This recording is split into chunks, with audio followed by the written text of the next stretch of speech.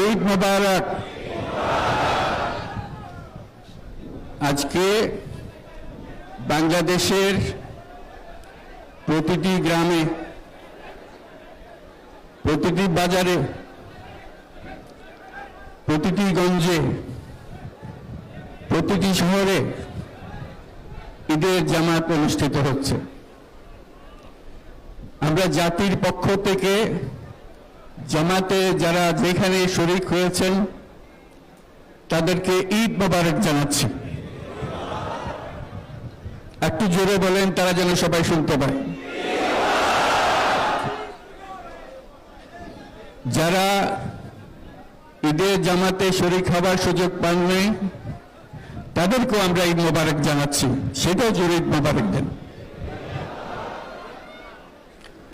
আমাদের মা বোনেরা, মহিলারা যারা ঘরে আছেন তাদেরকেও আমরা জাতির পক্ষ থেকে ঈদ মোবারক জানাচ্ছি।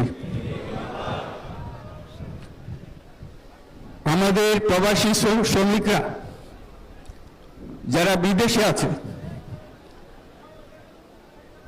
সারা বছর কষ্ট করেছে, আজকে হয়তো ঈদের জামাতে যেতে পারবেন কিংবা যেতে পারবেন না, কিন্তু জাতির পক্ষ থেকে আমরা তাদেরকেও ঈদ মোবারক জানাচ্ছি।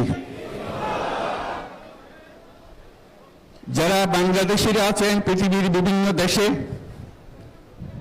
জাতির পক্ষ থেকে তাদেরকে আমরা বলে যাইনি, তাদেরকেও আমরা ঈদ মোবারক জানাচ্ছি।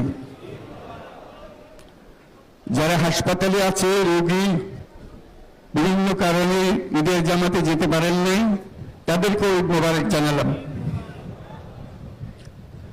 ঈদ দূরত্ব ঘুচানোর দিন, নৈকট্যের দিন, ভালোবাসার দিন।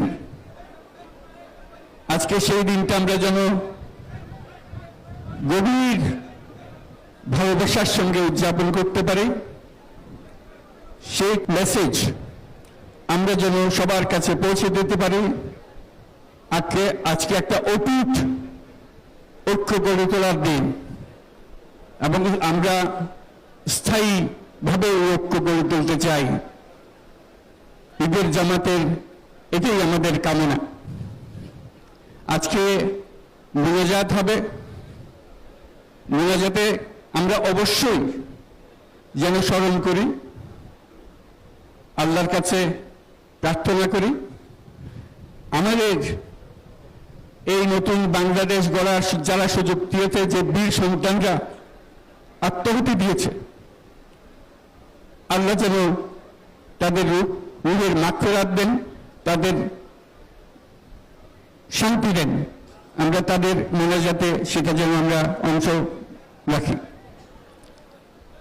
আর মোনাজাতে যারা আহত হয়েছেন, যারা স্বাভাবিক জীবন থেকে বিচ্যুত হয়ে গেছে, এই দেশের জন্য নিজেদের